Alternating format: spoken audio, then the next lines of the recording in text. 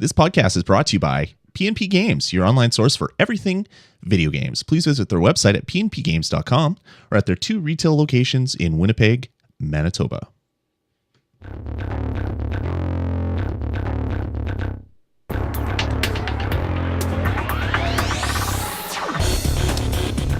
All right, everybody, welcome to the Touch of Gaming podcast, episode number 139. Recording this on Thursday, June 6th, 2013. As always, I'm your host, Lloyd Hannison, and joining me, Jared Schultz. Jared, how are you?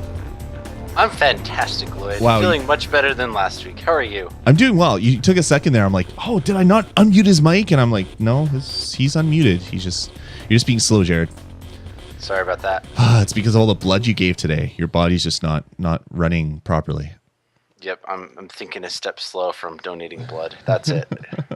Awesome. Well, this, as I said, we're recording this on June 6, 2013. So this is the week before E3. And unlike every other console out there or every other gaming platform, there's a lot of news to talk about. There's so much news that we can't even talk about it all. But we're going to kind of cover the big items that happened this week. Amongst other things, game reviews and talking about new games, and just me and Jared just, sitting down and chatting. That's kind of what the show's going to be all about. It's probably because next week we're going to get nothing because everyone's going to be paying attention to big consoles and not want to, release in these other things. Yeah, it could be. From what I understand, I've gotten a couple secret tips. There's going to be some big iOS news released at E3 next week. So I'm eagerly waiting to hear what all those great news items are. The newsy news should be good, from what I hear. Yep. So what do you say we get into the show, man? That sounds like a fantastic thing to do at this time. Because that's kind of what we're here for. True. Contrary to popular belief, we're not just here to have fun. We're here to do a show, man. Yeah, we got to give the people what they want. All right. Well, as I said, I just want to thank PNP Games for sponsoring this podcast and all the podcasts on the network. If you're looking for retro games, current gen games, or pretty much anything gaming related, check them out. pnpgames.com. Tell them the VGPodcast network sent you. And we want to hear from you guys. We've been getting a lot of feedback, a lot of voicemails, a lot of emails for all the podcasts on the show, or on the network rather. Not just this show, but all the other ones. And I'd love to have pretty much a piece of content every show or two, so we can interact with you guys, the listeners. So please let us know what you think. Head on over to vgpodcast.com, click contact us at the top of the page, and send us an email. Email us at vgpodcast@gmail.com, or call our voicemail line, which is area code 505 VG Podcasts. We would love to talk to you on the show. All right, Jared, what have you been playing? I was going to make a fun, fancy, crazy joke, but you just look too stern. You look like you're fading, so I don't want to get your blood pressure up because you might get lightheaded because of all the lack of blood that you have. So let's just ease right into the show. You're not going to let the joke die? No, that's all I have, man. Don't take it away. All right. Well, this was actually kind of funny because Lloyd and I did our lists independently of each other, and our what we've been playing looks way too similar to each other. So, first of all, I've been playing a game that just came out last night, this morning, depending on where you're at, and that is Scurvy Scallywags. I, too, have been playing Scurvy Scallywags, and I really like it, Jared. So, Scurvy Scallywags, the reason why it's getting a lot of attention is because it's by someone famous, Ron Gilbert. Yeah, Ron Gilbert. What did he do? He was basically, he's the god of, point and click adventure games. Oh yeah, that's right. He recently left Double Fine after Double Fine Adventure. The Cave was released, and he basically went out to do his own thing. And this is the first game from his company. So it is a match 3 with some RPG type elements. Yes, really good RPG type elements. Yeah, so it's simple, but you have your little pirate that is on the screen, and he's taking up one of the squares on the screen that you're matching. And you're matching a whole bunch of different items together, and you can sell those items for money. You get little powers that you can use, superpowers that allow you to do special things that normally are not legal moves. and then bad guys appear on the screen, and you have to navigate your little pirate over to the bad guy, but you don't want to do that until you've leveled him up and got enough power and matched enough swords. Yep. Because if you do it before then, you lose. But if you have enough swords, then you're able to beat him. You have a reduced number of swords. Yep. And you go and beat the other bad guys that are on the screen. Exactly. Yeah. That's even more interesting. The game is set around you basically being in a play group.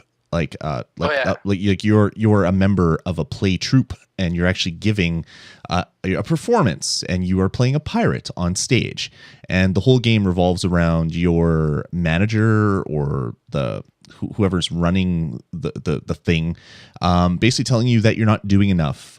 We ran out of toilet paper in the bathroom, so you got to do better. And so basically, you're performing in a play.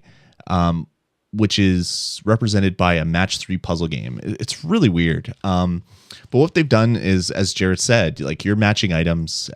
Say you match like 3 cockroaches, they disappear from the board. Everything slides around. But those items go into what is called the junk drawer, I guess. So if it's an item that is useless, you're still going to get something from it. You can take all those useless items and then sell them for credit. But also on the board, there's enemies that appear. They have a little power number. You have to match swords so that your power is more than that, so you can get rid of those guys.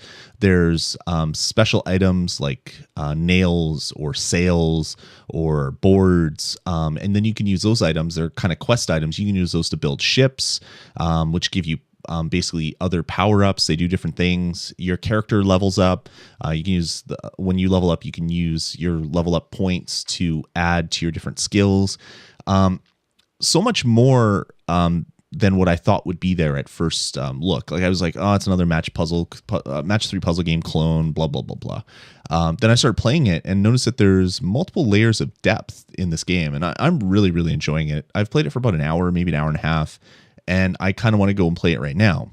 It's one of those games that has really pulled me in really, really quickly. Yeah, and it's 99 cents. If you grab it, play a couple levels, and if you like it, grab the coin doubler. It just makes things easier. Yeah, it's another 99 cents to double all your coins. Yeah, so really, it's 99 cents, but you're probably going to end up paying $1.98 for it. So yeah, and it's worth every penny. Even if it was $1.99, it would be worth it. So that extra penny wouldn't even make it a bad deal proposition. Yeah, it's a pretty good game. I'm enjoying it. What level are you? Do you know? I think I'm level 5 or 4, something like that. So I think sounds like we're pretty close to the same place. I've unlocked 4 skills, I think. Yeah, I think that's about where I'm at. And did you just get the new ship? Mm-hmm. Mm-hmm. Yeah. So I just got my first new ship. So yeah, and one other thing I forgot to mention is the game plays out. Well, you're performing in a play. We've already said that. But basically, the game revolves around you going to different islands, and then on each island there's a bunch of different like kind of throbbing images. If you touch them, that's what takes you to each of the match 3 puzzle game modes. And then once you've cleared the island, there's kind of like apparently a boss battle, which I haven't seen yet, but it said this is where the boss battle is. But then the first tutorial island kind of just ended, so now I'm on the second island and almost through it. So really liking it. I really, really like this game. Hopefully maybe we can do a joint review next week, Jared.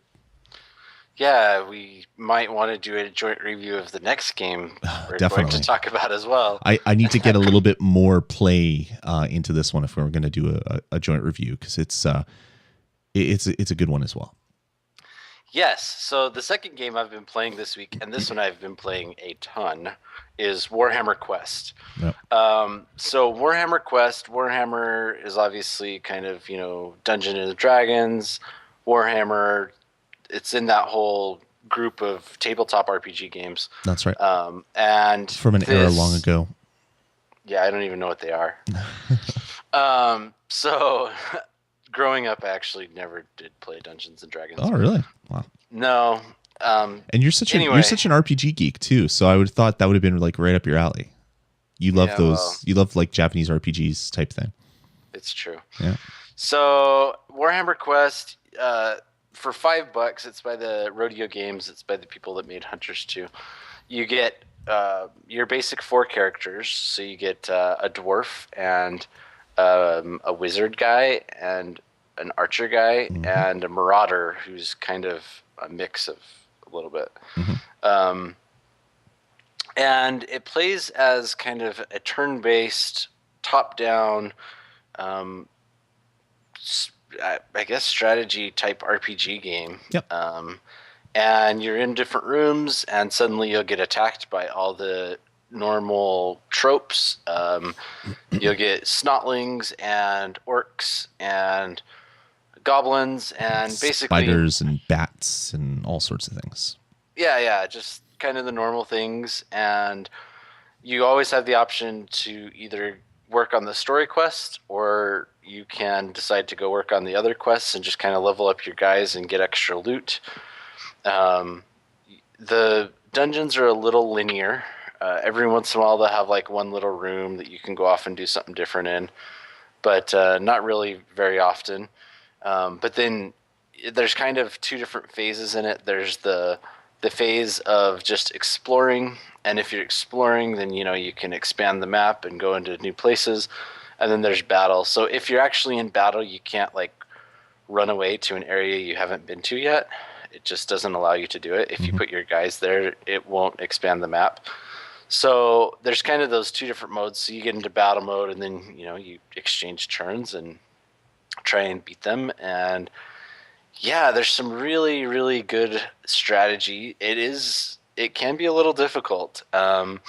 You'll play through, and there's nothing worse than if you've gotten a whole bunch of kills with like your archer, and then your archer dies like in the last battle or something.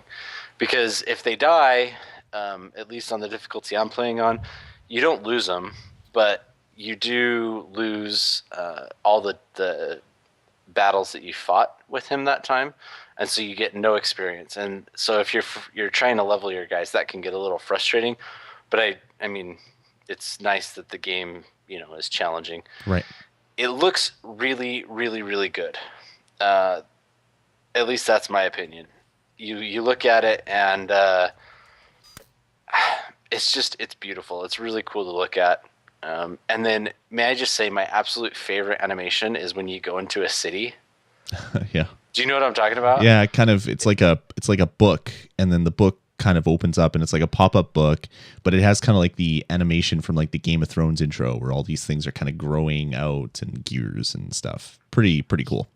Yeah, it's a really cool animation where it like builds all the buildings up so that you can see all the different buildings whenever you go into a city. But yeah, it's really good. There's a lot of content there. It is maybe a little higher priced. It is $5. You can get an additional content pack for another $5. And then you can get individual extra characters for $3 each. There is a little bit of... if you've played a lot of RPG games, you have to be careful about the RNG, the random number generator, because behind the scenes it's rolling. Like, you don't see all the rolls, but they're there, and it's really sad when you spend like 5 magic because you get a really good magic roll, and then you get like 1 life off of it.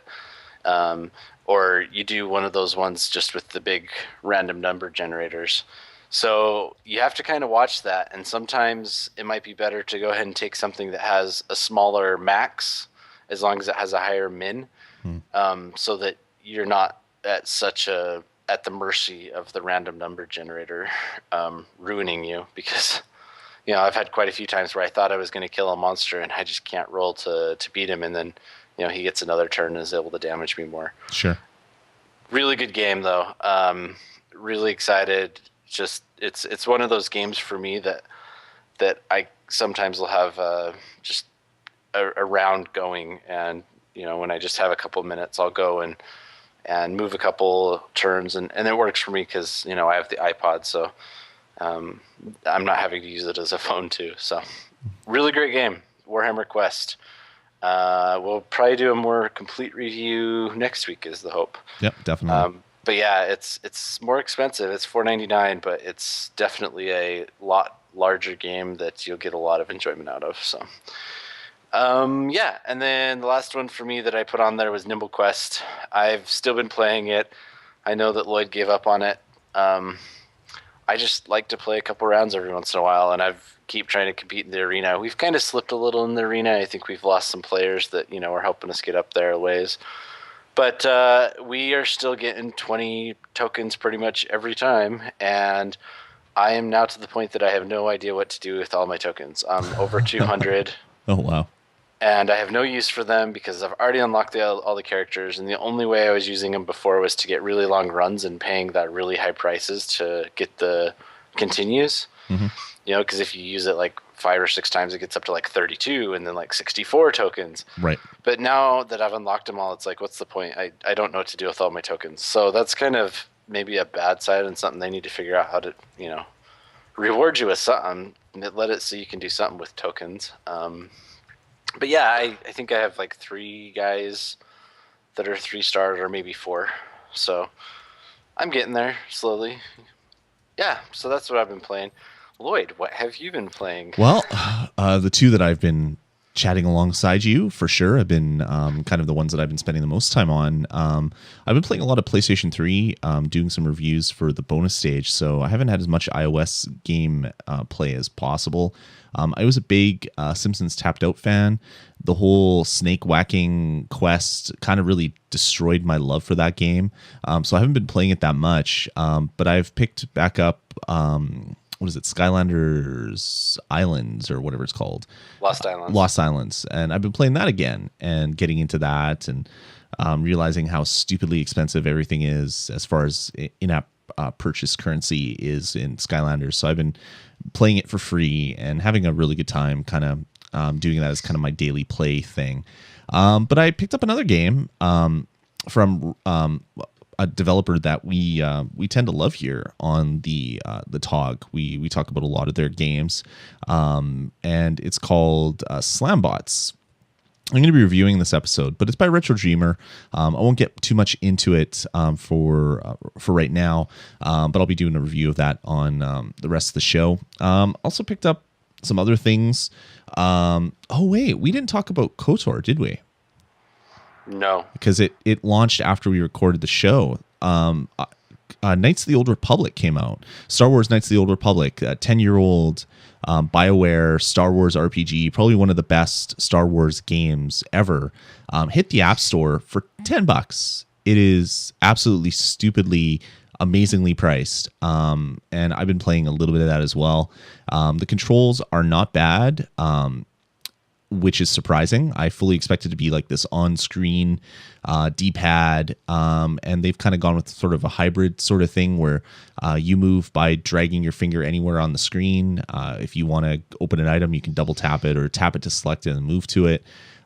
They've kind of taken a game that I played so long ago and really kind of dig it again. So I've been playing a fair bit of that here and there, not like for any huge amount of time at any one time, but I've been enjoying that. What else? There was a couple other things. Marvel Pinball came out this week as well for 99 cents. So if you like pinball games, this has one table for 99 cents, and then every other Marvel table is $1.99, which is a little expensive, especially since when you bought it on PlayStation or Wii or whatever, you got a selection of tables for your initial purchase, and then each package was you could buy tables that you wanted, kind of onesie twosie, but at least you got more content for your initial purchase. Not so much in this version, so I'm kind of digging it. Haven't really gotten too far into it. I played it a lot on my PlayStation 3, but I just wanted to have it on my iPad as well. And what else? Yeah, I think that's about it. Now, I'm playing a lot of things, just little bits, kind of appetizer gaming, where I kind of sample this game and then sample that game, more so than any sort of long sit there and sweat it out for a couple hours. So hopefully I'll do a little bit of that with Warhammer Quest so that we can finish our review for next week. But that's about it, Jared. Cool. Just about it. Should we move on to notable releases? All right, let's get into it. Well, KOTOR, that's a big one. $9.99 on the App Store, which is an amazing value. There's probably 30 hours of gameplay if you do every single thing that you can in the game. Maybe it more probably if you want to replay it or do all the side quests, all the other things that you can do, all the leveling, all the items, all the whatever. There's a lot of content in that game for $10. So I've been playing that, and I'm enjoying it, and you guys probably will too. And a game that Jared is so excited for because he loves this franchise, so much so that he was insulted that I didn't put it in the show notes, and that is Kingdom Rush Frontiers, the second Kingdom Rush game, not the third, as I originally said earlier before we started recording. Jared, I apologize for insulting you. I really, really do. So Kingdom Rush is probably one of the best tower defense games that ever came out. I know it's a tower defense game. Maybe some people are burned out on it, but if you're not, this is a good one to go with. Kingdom Rush Frontiers, it's, I don't know what it is. It's super charming, great art style, and everything I'm seeing, because I picked it up yesterday, is basically that they took Kingdom Rush and they added some more Kingdom Rush to it. They didn't really do anything new so far. But yeah. That's out for $2.99. Sorry, I had to hiccup. Okay, I was like, I thought you really were out of stuff to say. I was like, wow, okay, well, you were so mad at me and you didn't really have anything to say, Jared. I'm kind of insulted here, but no, it was a hiccup. That's okay. Yeah. So Kingdom Rush Frontiers, I'm enjoying it, but you're right, it is another tower defense game, which you're sick of, and $2.99. But they did the really annoying thing where there's a separate app for iPhone and iPad. Oh, really? Yeah, I think so. Oh, that's not so good. I think they're different prices too. Yikes. All right. Well, let's get into the news. Let's start it off with your obligatory Gameloft prior to E3 announcement. And it happened today. A trailer for Modern Combat 5 was released on Gameloft's YouTube feed. And it's Modern Combat. And it looks like it's the fifth game in the series. So that's what you're getting when you buy Modern Combat 5. If this is anything like any other Gameloft release, they release the trailer and the same week the game comes out. So it didn't come out like last night or today.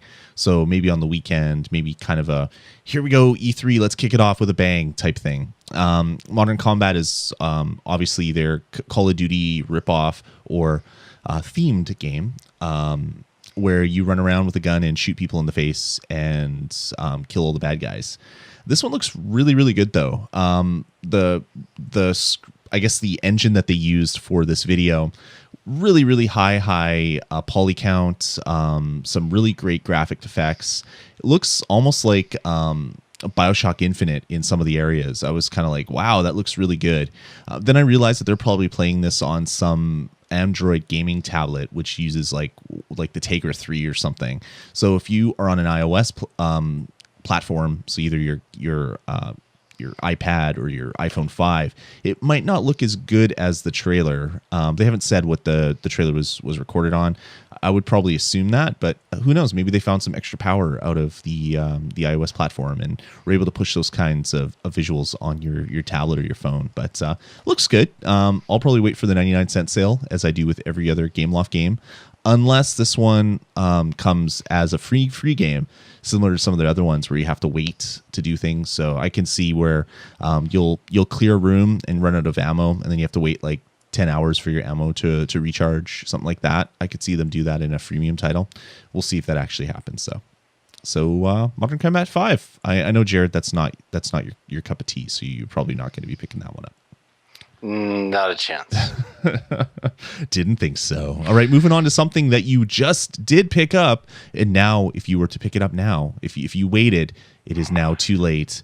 And that is the Mass Effect 3 Datapad app has been pulled from the App Store. It is now a retired old app that is in the app retirement home. Not available on the App Store anymore, man. I actually think it's really funny because I think I seriously picked it up like a week and a half ago. If you don't remember, this was the app that basically tied into the Mass Effect 3 Galactic Readiness feature. So you could do some, I guess it's a game where you're basically sending out your fleets to attack different sectors, and if they win, you gain a percentage in that sector, which then increases your overall galactic readiness in the Mass Effect 3 game. It had news feeds and other cool things. Half of that stuff was broken when I tried it when I was playing through Mass Effect 3. I think it was they finally took it down to the farm and put a bullet in its head. Unfortunately. Yeah, they said you could like receive emails or messages, but I never did. I never got anything on it. No, apparently it was really awesome when Mass Effect 3 first came out, because everybody was talking about it. It's like, oh, I got to get Mass Effect 3. And then I waited forever, picked it up finally on the Wii U. And yeah, like none of the stuff worked on this app. Yeah, it's too bad because I really like the game. Yeah, you pretty much marathon that game, man. I have not finished a game faster that's like a big game in the past 5 years. That's awesome. I think it took me 9 days. Okay, well, that's not that bad. Or that's not that crazy. But yeah, that's a lot of gameplay for 9 days when you have a kid. Within 5 days, I had 90% of it beaten. Damn. It took me just like I got to that last little bit, and I didn't really want to finish it. You didn't get your galactic readiness up to 100%, did you? You didn't. I did not. Okay, good. I was gonna smack you if you did, because you don't need to do that. Smack. A lot of people were complaining. It's like, you didn't get the good ending because you only had 40%. I'm like, well, no, I got as good an ending as you can possibly get. I went past that level and got it and was happy about it. Yeah, maybe I can be on the bonus stage someday, and I'll talk about the ending with Jeff. Sure. I beat it too. You can talk about it with me too. Don't leave me out, Jared. All right, moving on. Yeah, but Jeff is just more passionate about these things. Yeah. Yes, he is. All right. Moving on. Next up, this was really surprising. I had heard rumors about a new Deus Ex game coming out for about a week or two. Everybody assumed that it was going to be the next installment of the Deus Ex franchise. Human Revolution came out about a year ago on the platforms. It's coming out on the Wii U really soon. It was just released as a free title if you're a PlayStation Plus member on a PlayStation 3. So there's a lot of Deus Ex kind of love out there. So it made sense that Deus Ex The Fall would be just another console release. That is not the case. Coming this summer will be episodic RPG set in the Deus Ex world called Deus Ex The Fall. The first iteration of this episodic franchise is going to be $7, and it's going to be coming out in summer. So they're saying that it basically takes place in the same world. You'll probably meet some of the same characters that were in Human Revolution. You control a different character. You're not the main guy. I can't remember his name right now, which is terrible because I'm playing through the game, but he's not that great of a character himself. But yeah, it looks really good. It's being produced by Eidos Montreal, and they showed a video, and it basically has a user interface that you can kind of move everything around how you want to play. So if you want to move your shooting button to the middle of your iPad, you can do that, which is really good because oftentimes when you have an on-screen interface on the iPad, the buttons aren't really where you would want them to be. And yeah, pretty much everything in the Deus Ex world is there. You have your whole augmentation upgrades. So you level up, get upgrade points to upgrade your character. Looks really, really good. I'm gonna be skeptical for now. I'm not gonna be like throwing all my money at the screen because there was also the really great Mass Effect looking game, and it was like, holy crap, this is Mass Effect. This is gonna be so good. And then it turned out to be not so good. So I'm not gonna hold my breath. I'm not gonna pre-buy it and wait here until it's released. But it is looking good, and I'm cautiously optimistic about it. So that'll be Deus Ex The Fall coming out sometime in summer on your iPad, which is pretty damn cool. Yeah, it is pretty cool. I mean, who is it? 2K said that they're going to be releasing games on the iPad day and date with the other consoles moving forward. So a lot of the games will be coming out on all the different platforms, which is just mind-boggling that they're treating the iPad as another platform to go with your PlayStation 3 and your Xbox 360. And I guess it's just the start of it. I mean, you're going to have Deus Ex come out. There's some other great games that have been announced. There's going to be some awesome stuff. XCOM, they said that the full XCOM game is going to be coming to the iPad for a really attractive price. It's going to be interesting to see what happens at E3. I mean, next week should be some megaton bombs being dropped all over the place in this industry. So hopefully iPad isn't forgotten, and there's some really great iPad stuff. I've heard some interesting rumors, so we'll see if any of those things come to play. All right. Next up, Jared, do you want to go on another Square Enix rant? Everybody loves our Square Enix rants, Jared. I've heard that we got feedback that we should stop the Square Enix rants. No, actually, I'm just making that up. No, they're fun. They're fun. We love it. We make fun of them because we care. Square Enix, we care. So they went and took a 15-year-old game, Final Fantasy Tactics, and it's on sale for still $8. What? They don't put stuff on sale?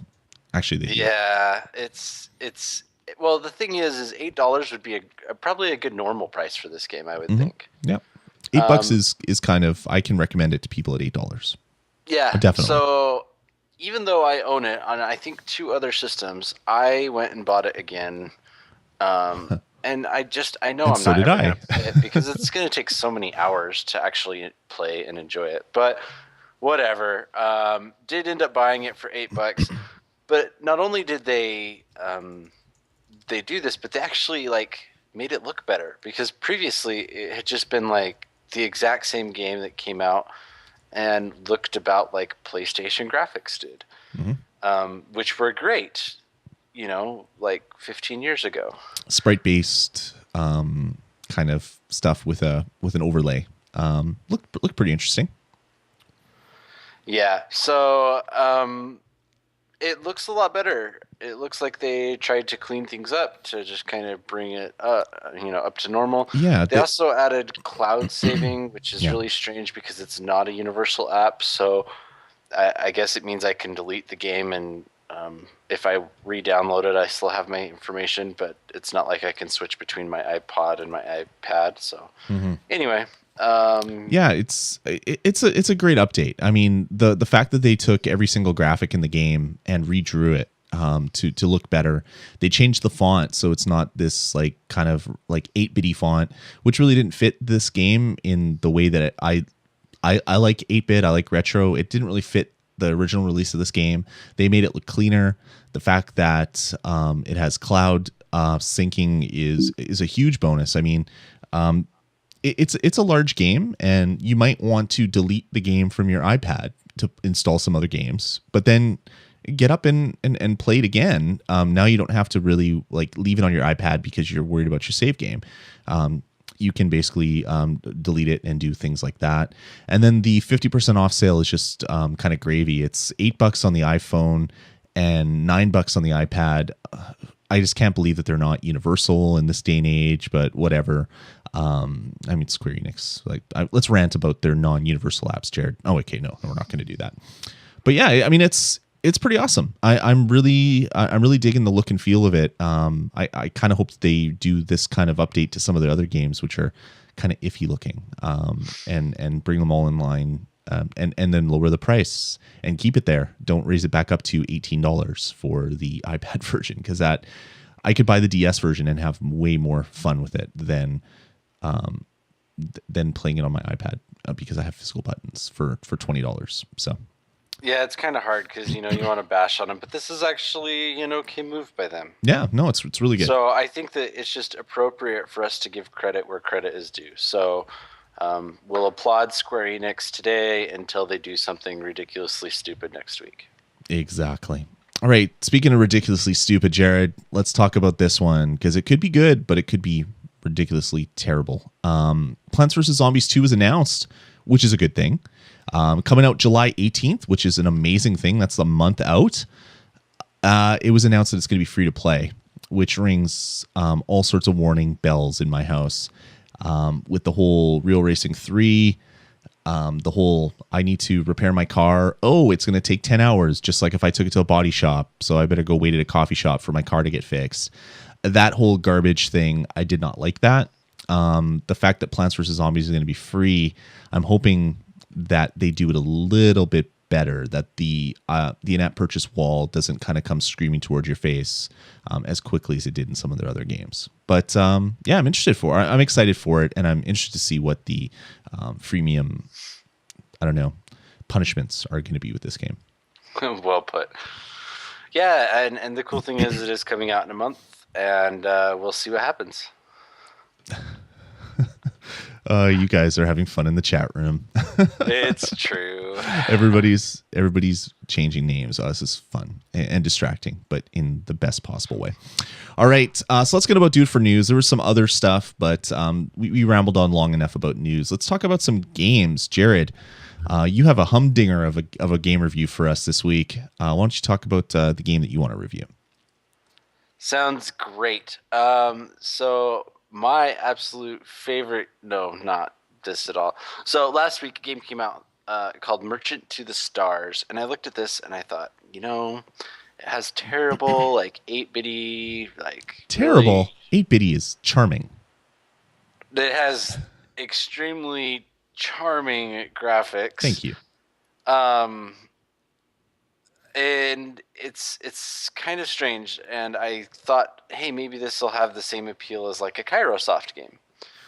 So that's what I was thinking going into this. I went and picked it up because it looked like you were managing just a little weapons store, and you were going to be able to have fun with it The charm that they tried to sell in the description is that it's an RPG without all the work of actually going and adventuring. Which made me go, what? All right. Anyway. That made you just so excited about it. So what happens is you run a little merchant, you're a merchant, and little guys go out and they, kill bad guys or whatever. You don't really see that part. And then they come back with loot. And when they come back with loot, you can decide to buy something from them, or you can just dismiss them and tell them to go away with their stuff. And they usually come back with 5 items. The 5 items, they have a little base that's a different color, and the color depends on, or is what material you'll get if you scrap it. For example, you can get one that's steel that's kind of silvery, or iron that's gray, or wood that's brown, and crystal that's purple. And so you go and you buy whatever items you need. So you're going to end up buying, basically the strategy is you want to buy the best stuff that they have and then improve it. And then you want to buy a bunch of their cheap stuff and turn it into materials so that you can improve it. And then you dismiss them, you send them back out on their way, and then you go over to the forge. And in the forge, you can hone the items and make them better. And this makes them, sell for more money. And you can either decide to sell them back to your guys after you've honed them and have them equip it, or you can just sell it through the Merchants Guild to, who knows where, and get money out of it. So it's a really repetitive cycle. And as you play through the first one, people are coming back really fast and you're excited. Well, not really excited, but you're enjoying it, trying to figure out the challenge. But what happens is slowly they complete their quests. And for some reason, these adventures are kind of the lazy adventures that once they complete their one individual quest, they stop. They're done. They go away and you never see them again. So at first, this isn't a big deal. You kind of actually like it because it means that you can then they're usually replaced by a new adventure that has really crappy weapons. So you can, go about equipping him and selling him really good stuff as well. And you're able to generate some cash flow like this. However, as you get level up, every time you level up, a new guy starts showing up and working, for you. But sometimes they don't come back. And so right now I'm level 9 and I actually only have one guy going out and working for me. And not only that, as you level up and the more times you see him, they have little timers on them that feels like it's freemium, so they take however much time. Right now, I just looked, the guy I sent out, he takes 6 minutes to come back. Well, I don't want to come in, buy his stuff, forge up new stuff, dismiss him, and wait 6 minutes to come play this game again. I mean, it's a total freemium tactic, but there's no freemium things in it. Do you know what I mean? Yeah. They're punishing you, So but you yeah, bought the game. so there's no way to like speed things up or do anything like that, which is totally annoying. So it's completely killed by this. And even though you're getting, you know, a couple of guys going on, they get worse and worse, or they just keep taking longer and longer. And I think the most guys I ended up having was 3, and then they, you know, stopped coming, or I lost more, and now I'm down to 1. And you know, they keep completing quests, and it's super boring. Really, you play through it, and you're just, yeah. I mean, I pop in and I go do the desk thing. It takes me like 30 seconds, and then I can't play the game for 6 minutes. And then the other thing is you start unlocking these big upgrades, and these upgrades make it so you can hold more material, because I think you max out at like 99 of each one. Well, the upgrades cost a ton of money. So it costs 30,000 for, you know, to increase it to, I think it's 199 from 99 material. Right. But, you know, I've been playing, I've only bought one upgrade. I only have 90,000 and I'm at level 9. So it's a huge amount of the cash you have, and you have to keep some cash on hand so you can keep buying the good stuff from them and, you know, improving it. And then I just unlocked at level 9 the ability to unlock a better forge, and I don't even have enough money for it. And I can either get a weapons forge or an armor forge, and each one costs $120,000. I have 90,000. There's no way I can get there. And then they keep bringing in better and better stuff, which means your profit margin gets suppressed, because, you know, the bottom stuff at first is like, you know, 5 attack. And so those are really cheap to buy. But now, like, the cheapest I get is like 30 attack. And whenever I sell those off, you know, I am not making that much because I have to pay a much higher price. And the items don't get progressively better. You know, well, they do at first, but you kind of hit a plateau. And I've never gotten anything over about 120 attack or something like that. So it just kind of plateaus, and you don't have the money to buy the better stuff. And even if you did, you have to wait through the timers. And it's a game that had some interesting beginning ideas and completely failed. I am giving this game a 2 out of 5. I am only giving it that much because I actually did enjoy the first half an hour when people were coming back fast. But after that, yeah, game was terrible, and I hated it. So don't buy this game. Yeah, don't. In fact, I'm going to go and delete it right now from my iPod. Yikes. And never think about it again. Wow. So don't get this game. It is Merchant to the Stars. I don't care how interesting it looks. Don't get it. At least if you even if it was free. If it was free, get it and play it for 15 minutes and then delete it before you get really mad at it. Yikes. All right. Well, this was actually on my list over at App Shopper. I will go and remove it because it does not sound get rid of it. It does not sound interesting anymore. Yikes. All right, cool. Well, thanks for that review. Merchant to the Stars, 99 cents in the App Store, 2 out of 5, and do not buy. Don't buy it. Do not buy it. All right, cool. If you're thinking about it, don't buy it. I bought it right now. Oh, damn. You said not buy it. Oh, terrible. All right, moving on. Let's get into my review for this week. And this for a game from Retro Dreamer, developer that we love here on the VG Podcast Network. Reviewed all their games. Velocispider. Is that Velocispider? That's right, isn't it? Yeah. No. I can't remember the name of it. Yes, it's Velocispider. Wow. I don't know why I had a brain fart there. Huge game. That was basically what I bought my iCade for. And I've been playing that game all the time. And my kids play it all the time. It is a really awesome, fun game. So I pretty much buy everything that they come out with. So SlamBots came and hit the App Store. It's $1.99 on the App Store. Basically it's I guess it's an auto jumper, but it's not one like Doodle Jump where you're constantly trying to get as high as possible. This is a high score based auto jumper. So you're this little guy. You're a slam bot, I guess, and you're trying to slam as many enemies as possible. So you're in a level that is basically the floor and 4 platforms, and enemies will appear. They'll just fade in. And then you bounce on the platforms, and you have to jump on the heads of the enemies. If you hit them anywhere else, you die. And that is essentially the game. You are trying to slam the enemies to get as high a score as you can, to get coins as well, to then buy upgrades, which allow you to do better attacks, to go further, to get a higher score.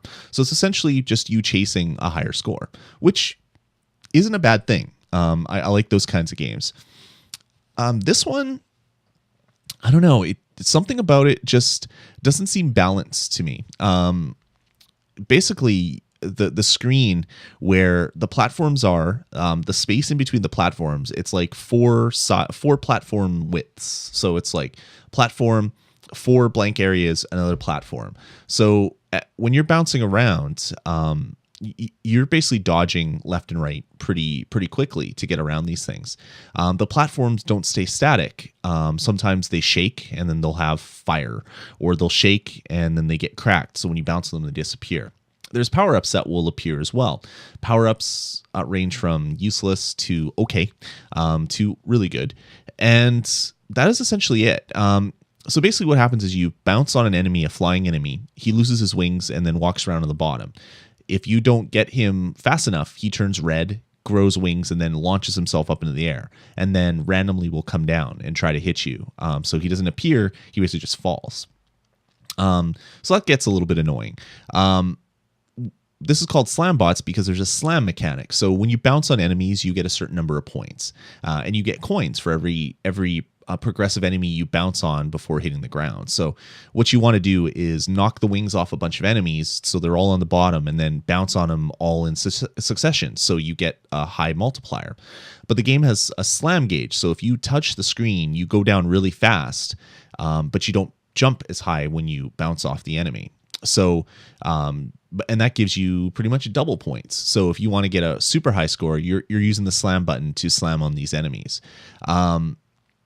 That is what, for me, is what part of the problem is because when you slam the bottom, so the floor, you don't bounce up high enough to jump off of one of the platforms. So I guess it's kind of a risk reward thing. So you'll be bouncing off these enemies. Notice that one is falling down, trying to get out of the way by getting on top of it, but you miss the platform because you don't go high enough. Then you hit on the ground, and then an enemy runs into you. So I don't know. I guess there's a lot of things that just seem kind of a little bit unbalanced. But I guess they were designed that way, and I can appreciate that. But for me, they're not good. The game has a bunch of upgrades. Things like you can buy new stages for 2,000 coins. You can buy different SlamBots for thousands of coins. They all get progressively more. And then all of your main power-ups you can buy and power up. So if you want more slam meters so you can do more slams in a row, you can buy it for 250 and then 750 and then 1,500 or whatever the progression is.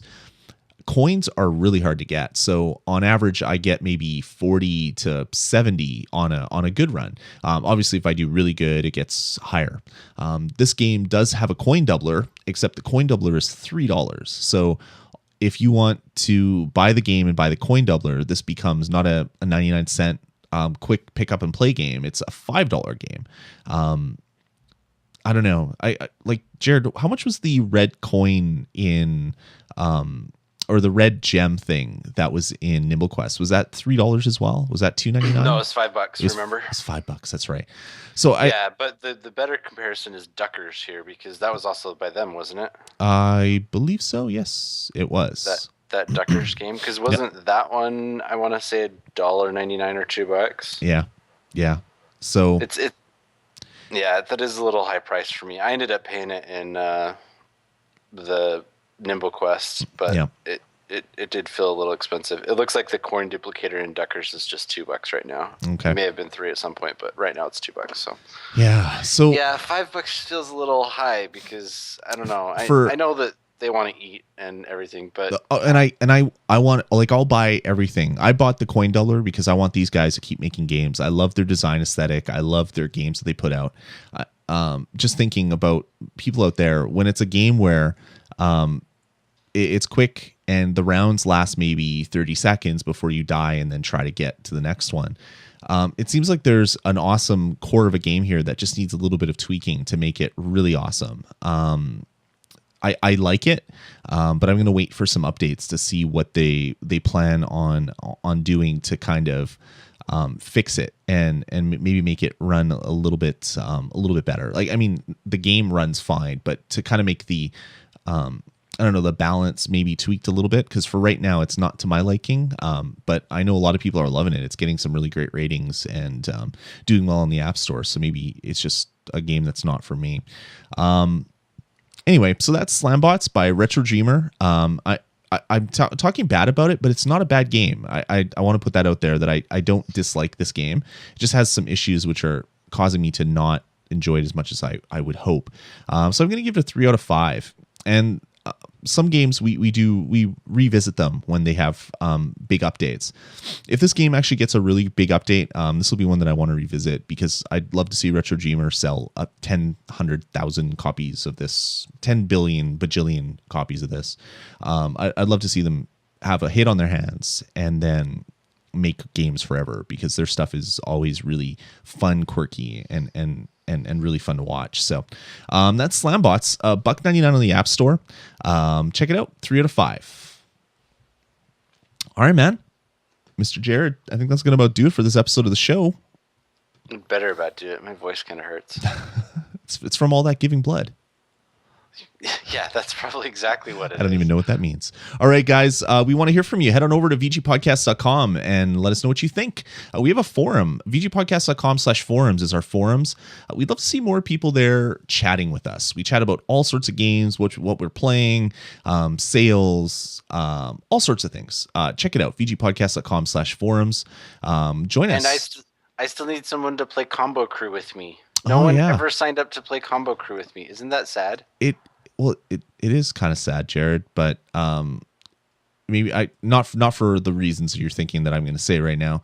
I'm worried that this game isn't selling as well as maybe it should. I haven't looked at the number of things in Game Center to see how many people have played it. But yeah, I don't have anybody in my Combo Crew except for maybe you. No, we never added each other. You never even responded to the thread, Lloyd. No, I added you. Oh, maybe I didn't add you. All right. Anyway, it's Combo Crew. Check it out on the forums. Jared needs more people for his crew. Maybe the crew thing isn't working, because I added you as well. So I'm wondering what happened there. So if you look at the leaderboards, it looks like there's 22,000 players. Okay, well that's it's not terrible, bad. but I would think that game would do better, because it's really good. Mm-hmm. Exactly. So anyway, sorry, distraction. All right. Let us know what you think. VGPodcast@gmail.com. Call our voicemail line, which is area code 505-VG-Podcast. Just leave a voicemail. We'll play it in the show. Let us know that it is for this show so that we played on the right one. And follow us on Twitter. I'm twitter.com/Dazme, and Jared is @TheQuacko on the Twitters. All right. Anything else to add, Jared, before I hit the ToG outro button on my keyboard? Nope. Bye. Have a good week. All right, guys, take it easy. We'll talk to you in a week's time, hopefully with a whole heaping pile of E3 news. Take it easy, guys.